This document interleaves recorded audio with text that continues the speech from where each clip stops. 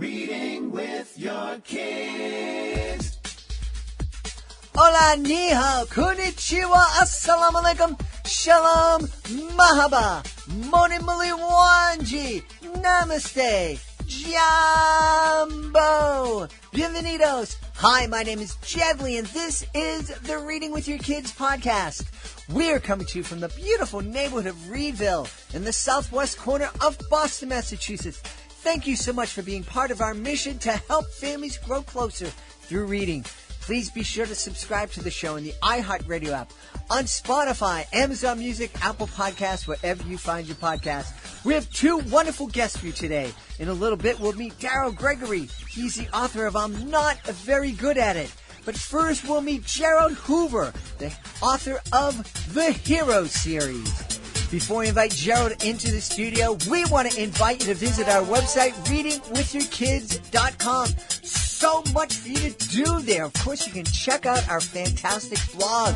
Read all about our latest Reading with Your Kids certified great reads. You can also subscribe to our newsletter. It's free. It lets you know what's coming up on the show, what you may have missed, and also shares lots of great goodies with you. And there's so much more. You can also subscribe to the show at our website. It's readingwithyourkids.com. Oh, and be sure to connect with us on social media. Facebook.com/readingwithyourkids, at Reading With Your Kids on Instagram, and at Jedley Magic on Twitter. Joining us right now from Mount Vernon, right outside of New York City in New York. Our guest today is the author of the Hero book series. Please welcome to the show, Jerald Hoover. Jerald, thanks for being on the Reading with Your Kids podcast. Thank you for having me, my friend. It's a pleasure and an honor to be here. Yeah, I'm excited. This seems like a great series for young people. Can you tell us a little bit about it? Well, believe it or not, this is something that started with me in 1983. Whoa! Right? It started as a speech, and the speech was geared toward young people. Mm-hmm. I was 17 at the time, and unfortunately, my dad was stricken with alcoholism and drugs. He was an addict, mm-hmm. and alcoholism sort of ran in my family, and so I was dismayed about that. So I wrote a speech that was coming from me, of course, and it was geared toward all of my peers, friends, and even people I didn't know that was in the 17, 18 year old range. Mm-hmm. And basically, I was just imploring us all not to get involved with drugs and alcohol and don't do anything to mess up our future. And I saw that started in, say, mid 1983, and then over the summer, I started getting this feeling of writing a book where I can put the speech to a character, because at the time, as you know, we didn't have social media back then. There were no blogs, there was no social media, anything like that. So there was no platform for me to put the speech. Mm-hmm. So I figured, let me tell a story and allow one of the characters to give that speech. And so this Hero book series became that. And the first book is called My Friend, My Hero, which started in 1983. What's interesting, Jed, is the first 9 drafts were written by hand, because I didn't have a computer, I didn't have a typewriter, I had nothing to write with but a dream, ambition, and an ironing board and pen and paper. And I wrote the first 9 drafts, and I think about it now, especially when you can actually have a watch and put a text to it and send it out. So where I actually sat at the ironing board and wrote by hand 9 different times. I can relate to that well, my friend. And in 1988, I wrote a script that became a disabilities awareness video known as Meltdown that was shown all in classrooms all over the world. And I wrote that by hand, by candlelight, because I get the inspiration for the story and the script coming home after seeing the band UB40, and I came home and I said, I got to write this down now. And I got to the house, and there was a power failure in the neighborhood, and I said, I can't lose this. So we got the candle lights out, and I wrote it that night in one take, that first draft in one take. So I certainly can relate to that, being alive when all we had was pen and paper. Actually, I think I can relate to being alive when we didn't even have paper. But well, what a fascinating journey this must have taken you on. Here we are. Let me see, do my math here. This is 38 years. 38 years. Wow, 38 years. What's the reaction been? And I guess before we ask about what's the reaction, has your outlook, because you and I have both changed a lot over the last 38 years, has your perspective about what a hero is and about these issues, has it changed, or how has it changed over the years? Well, it's changed, but it's galvanized me, right?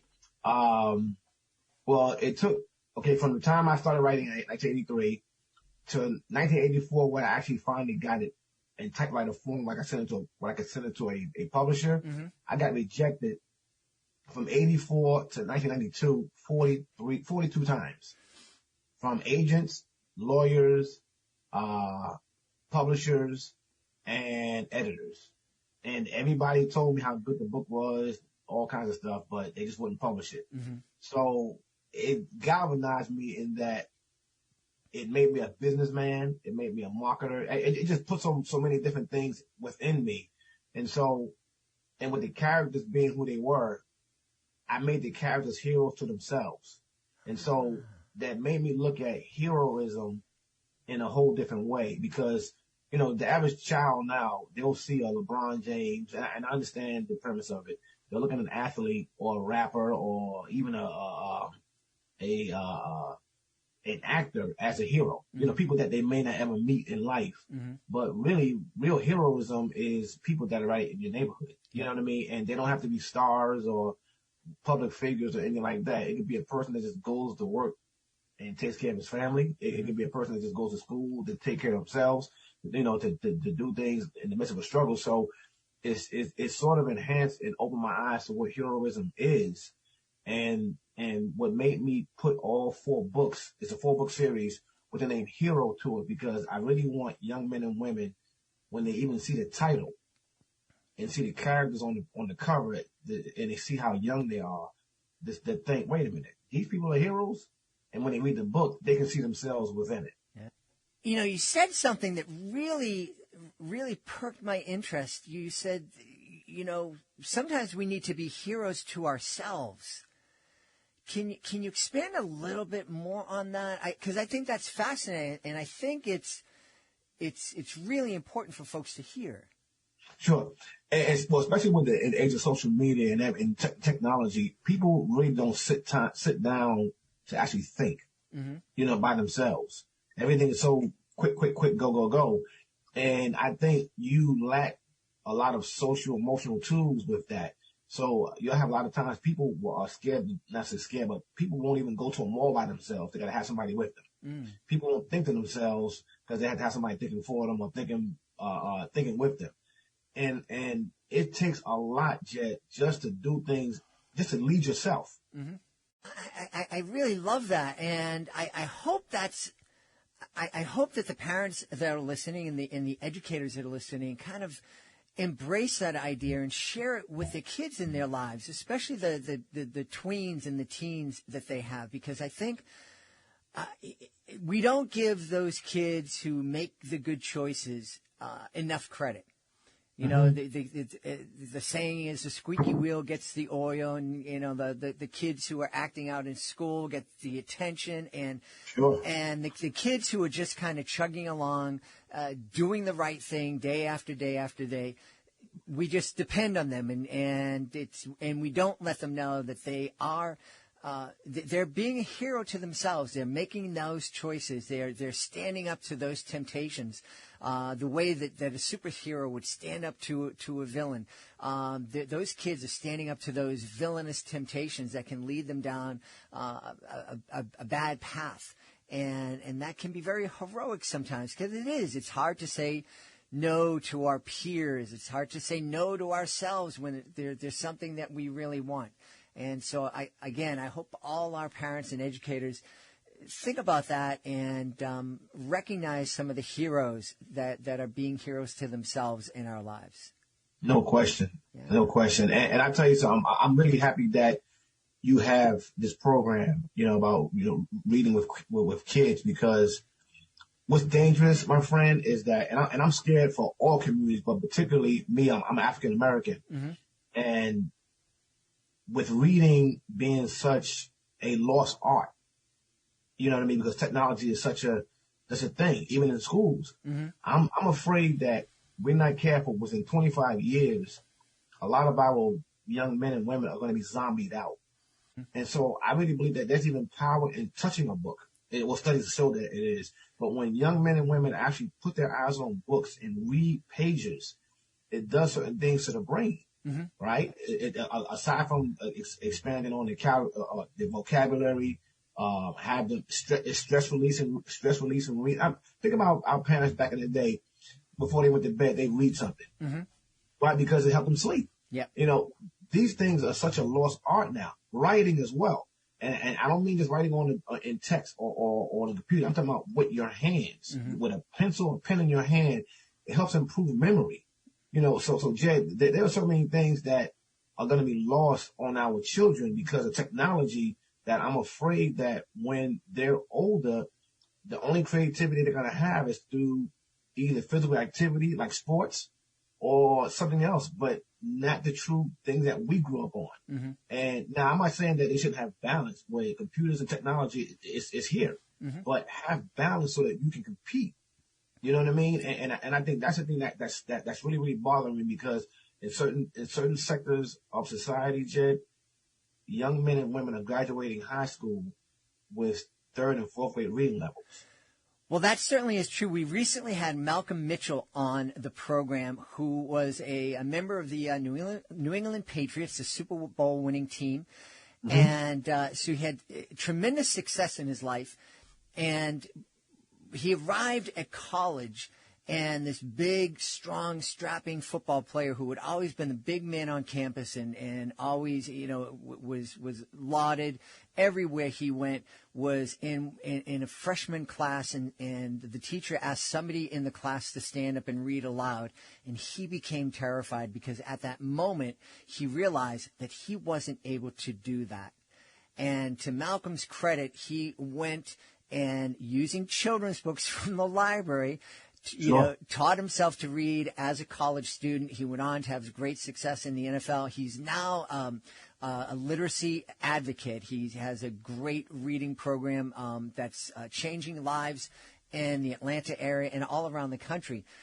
But yeah, that is one, very personal story of somebody who was able to graduate high school and get into college without being able to read. I'm really proud of Malcolm for doing something like that. I would love to even speak to him one day about what he's doing, because literacy, I really believe literacy saved lives. I really believe that, like the programs like yours, your podcast, where you're actually talking to parents and young people and teachers and educators, the art of reading, it really does so much. Literacy does so much, because I really believe that it opens doors to creativity, to where young men and women find themselves. Yeah. And not just in video games, but themselves in life. Yeah.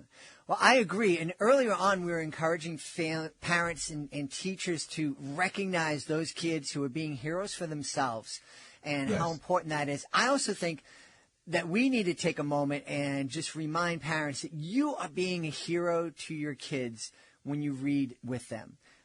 We end the show every episode of the show by saying, thanks for taking the time to make the world a better place by reading with your kids.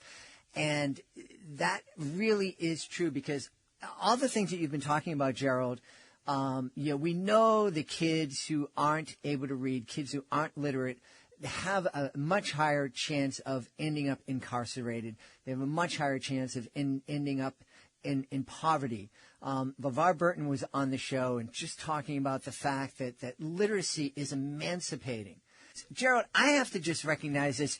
You are a hero. You didn't let those 40-plus rejections knock you down. It didn't let you put out the fire in your heart, that the passion that you had for this message, and you kept on going. And here it is 38 years later, and you're still sharing this message with the world. And that, my friend, is heroic. So I want to thank you very much for that heroism. Oh, thank you, Jed. Listen, when we connected and you allowed me to, be invited to your show, I was ecstatic. Can you share with everybody where we can find out more about the Hero series, please? Sure. I have a website, and of course it will be called theherobookseries.com. And please put the word "the" there, because that's part of it. We've had a great time speaking to the author of the Hero book series, Jerald Hoover. Gerald, thank you so much for being with us tonight. Thank you so much, my friend, and until next time. Yes. We hope you enjoyed our conversation with Jerald. Right now, Daryl Gregory be letting us know that we can inspire our kids to understand that they are a lot stronger than they know. Joining us right now from Edmonton and Alberta, Canada. I love Canada. It's such a wonderful, wonderful country. Our guest today is celebrating his beautiful picture book, I'm Not Very Good at It. Please welcome to the show, Darrel Gregory. Darrel, how are you? Oh, Jed, I'm fantastic. I'm so delighted to be here and have a conversation with you. Thank you for the opportunity to join you. Well, I'm really excited. As I mentioned, I love Canada, and I've been through all the eastern provinces, and it's just a beautiful country, but the people are beautiful, and there's United States is different. I mean, I'm in Boston, and if you go 40 miles down Interstate 95 to Providence, there's a different accent, and they drink different drinks, and foods are different, and we love Providence, but it's so different. And I know that there are differences amongst Canadians, but that you all seem to share that friendliness and politeness and just that human caring that I love so much. Thank you for saying that. I was in your town 2 or 3 summers ago with my daughter to watch some baseball, and I tell you, the people were pretty friendly there too. We had such a good time watching the Red Sox and touring the city. It was a wonderful experience. Well, now that we've established our mutual admiration, let's talk about I'm Not Very Good at It. So I'm listening to my daughter one day ask her daughter to help her create a birthday card. And my granddaughter says, well, I'm not very good at it. So I'm curious, she's 5 years old. When did she start hearing these messages of doubt and negativity that would suggest to her, I'm not very good at something? Whereas my younger granddaughter, who's 3, those negative thoughts don't even enter her consciousness yet. So I sat down and I started writing right away. I had this idea. It came to me about this kid who keeps getting messages from her brain that says, I'm not very good at it. And fortunately, she has a pretty wise mother who helps her explore this idea. Do you always listen to your brain? Yeah, I guess. Who else am I going to listen to? And so she learns through the wisdom of her mother, maybe I don't have to accept these limiting negative messages that I'm getting from my brain because they're not doing me any good. And when I read to kids, I often share my own experiences of when I got older, grade 7 and 8, and some self-doubt really starts to creep in, right? And how it limited me in some of the things that I chose to do or not to do, especially the story I always share about baseball and how I didn't do some things because I thought I wasn't very good at it. But looking back on it, I probably could have at least tried some things, right? And so for me, that whole idea of that, at what age do kids start hearing these negative messages about I'm not very good at it was really fascinating to me. And I wanted to at least give kids at an early age this very simple notion that, hey, maybe I don't have to accept my thoughts. Maybe I'm not what my thoughts suggest I am. Maybe I can choose to put them aside and not listen to them and focus on something else. That's a great message, not only for kids, but for adults. I know there's this great memory that I had. It's not a great memory, but it's a very strong memory that I have of being at a school and receiving a message from the guidance counselor after a performance at the school that just tore my performance apart, even though I was receiving all this positive from other schools and I had so many other letters. It was this one negative letter that I just kind of obsessed on. And it's like, why? That seems to be something that a lot of us kind of focus on. Yeah. Well, even for me as a somewhat new author, publishing books, it's like I got a lot of good reviews for I'm not very good at it, but I got one mediocre review, and that's the one that I focused on. That's the one I obsessed on. What do you mean? You're not giving it 5 stars, right? like Eckhart Tolle says, the power of now, right? Just live in the moment, live in the now. And as I try to say in the book, just try. There's sheer joy in just trying for its own sake, regardless of the result. And that's what I want to try and get across to kids. Yeah. It's interesting. You're sharing with us earlier how your 5-year-old granddaughter had this idea that I'm not really good at it. Your 3-year-old granddaughter just didn't care. She was going out, just going for it. And when you think about it, that's how kids kind of come into the world. And when they come, they can't do anything. They have to learn how to walk and breathe and drink but they don't have that I'm afraid to try this attitude. For the most part, it's like, I got to walk. I'm going to try to walk. And I'm going to fall down. I'm going to get up. And I'm going to do it again.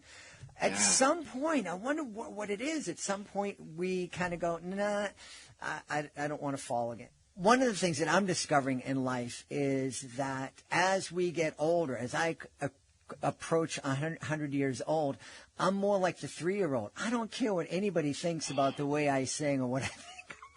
Yeah, and I think that's also a beautiful position to be in. I was hearing an interview with somebody here in Canada who's a famous environmentalist, and he got to a point where he was old enough and didn't really need to rely on anybody, so he didn't care at this point. He could say whatever he wanted to. So I think, it's interesting how at that young age you don't care, and then when you get older and you don't care either. Right? It's that middle part.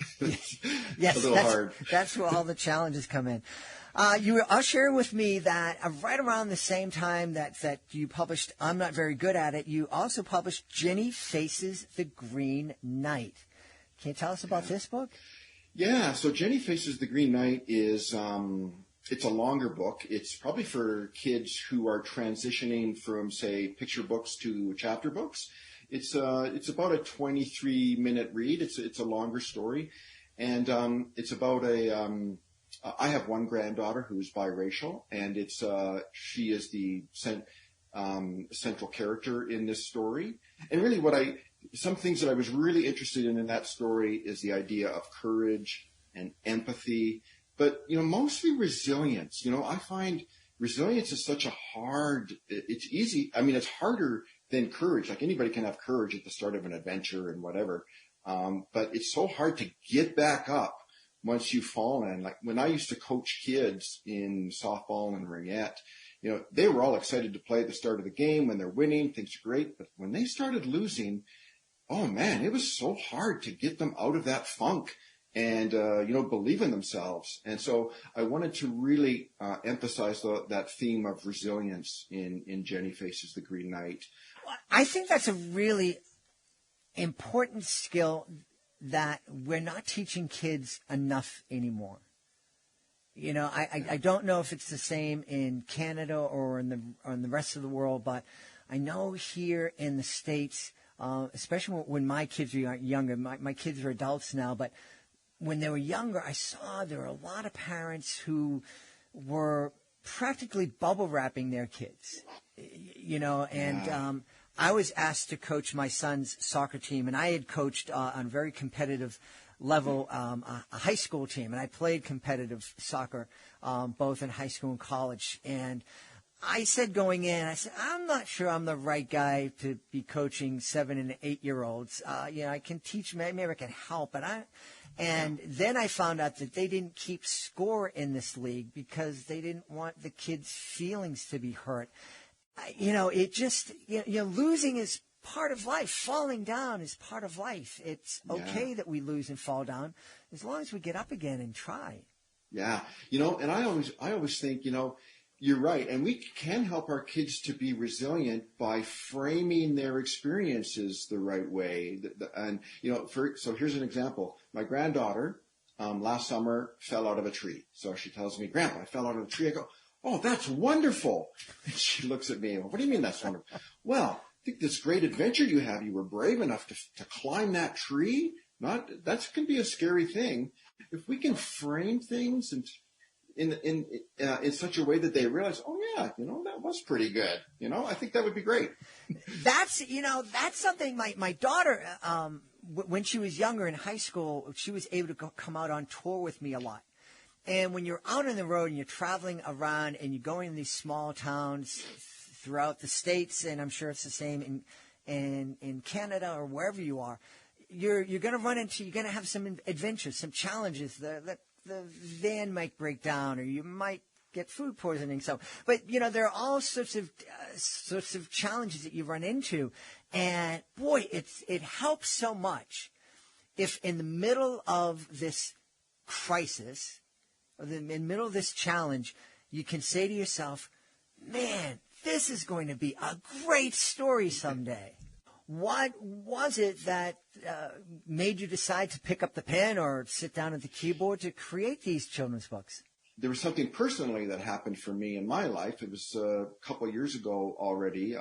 For the last 15 years of my career, I was a director with a national health charity. And then a couple of years ago, I woke up one morning, I just thought, something's not right with my life. Something's not aligned here with what I feel like is calling me. And I thought, well, I could try some of the usual tropes that a man of my age might try, when you experience a crisis like this. But I thought, no, there's something deeper here that I really got to figure out what it is. And I knew that I had this story that I wanted to write. And so I guess combined with that personal thing that was taking place in my life and the 2 grandkids coming into my life, and I've always had some writing projects going on, even though they never really got published. So I guess it was all these things taking place simultaneously that said, okay, I'm going to do this now. I'm going for it. And that's what I did. Yeah. While some men go out and buy Ferraris and other men write children's books. Yeah, exactly. And I didn't want to, my Ferrari might have been, I don't know, maybe a cheap motorcycle or something cheap. But I didn't want to do that or, I wanted to explore this thing that I think had been calling me for a while. Yeah. I'm curious, now that you made this choice and now that these books are a reality and now that families are together reading your books, how does that feel? What does that make you feel? Oh, yeah. The best feeling in the world for me is when I hear from a reader or a parent about the impact that the book had on them. Like one parent told me, because there's this part in Jenny Faces the Green Knight where Jenny, the hero, says, "Feet, get moving." She says that to her a lot of times. It's like, you got to just, at some point, I think we just got to snap into action. And this one reader, she's 6-year-old, it really made an impact on her, and she's always motivated herself doing this now. And that, I tell you, that is way better than anything I had in my career before that. I just love that. That's, it really, makes me feel so happy and so proud as a writer to know that, you're making an impact on a young reader. And that for me is just, lights up my little world. Yeah. So much better than that motorcycle would have given you. Oh, yeah. I mean, that would have been fun for one summer, maybe. So now that you have the 2 books out there, have you, fully been infected by the writing bug? Oh, yeah. Well, I'm a self-published author. I'm an indie author, right? So I've got a couple other, so Jenny Faces the Green Knight is the first book in a series called Jenny and Bug's Big Adventures. So the second book of that, we're working on the illustrations now. So Jenny takes the courage that she gained from battling the Green Knight to now it's set in modern times, and she's going to single-handedly save a sea turtle. Oh, that's really exciting. I love this. I think both I'm Not Very Good at It and Jenny Faces the Green Knight are great books. They sound like they're great books to really inspire some wonderful conversations with our kids about confidence and about grit and about just being able to stand up after you face a struggle. I mean, just imagine if the folks at Pfizer and Moderna said, the first time they tried the vaccine, it didn't work, and they would have given up. And so I think as parents, if we can use books like I'm Not Very Good at It and Jenny Faces the Green Knight to help our kids understand that they are a lot stronger than they know at this moment, it's going to serve them for a long time. I agree. I think that's right. You hit the nail on the head. They are a lot stronger than they realize sometimes. Yeah. Hey, Darrel, tell everybody where they can go to find out more about you and about your books. Yeah, if people want to find out more about me and what led to my writing career and specifically about the books, visit my website, dgregory.ca, and everything is there. And, of course, you can find the books anywhere you buy books online. Yeah, absolutely. And yes, and remember, it's .ca, not .com. I'm going to give our props to our Canadian friends. And I'm really excited. I think this is a wonderful, wonderful couple of books that would be great additions to any family library. We've had a great time speaking to the author of I'm Not Very Good at It, but he's very good at writing it, Darrel Gregory. Hey, Darrel, thanks for being part of the show. Thanks so much, Jed. Really appreciate it. You take care. Please be sure to join us for the next edition of the Reading with Your Kids podcast. Our guest will be Holly Goldberg-Sloan. She'll be here. I hope you'll be with us, too. Want to thank the folks who made today's show so wonderful. Of course, want to thank our guest, Jerald Hoover. Be sure to check out the Hero series. And also Darrel Gregory, author of I'm Not Very Good at It. Also want to thank my team. I especially want to thank our interns, Justina Thompson and Helen Fraser. Both of them were instrumental in helping to edit and produce this episode of the show. Also want to thank Alejandra Doherty, Fatima Khan. Want to thank my beautiful wife for all the support she gives me. Most of all, we all want to thank you. Thank you so much for taking the time to join us today. And as always, thank you so very much for taking the time to make the world a better place by reading with your kids. I'll be looking for you in the next edition of the Reading with Your Kids podcast.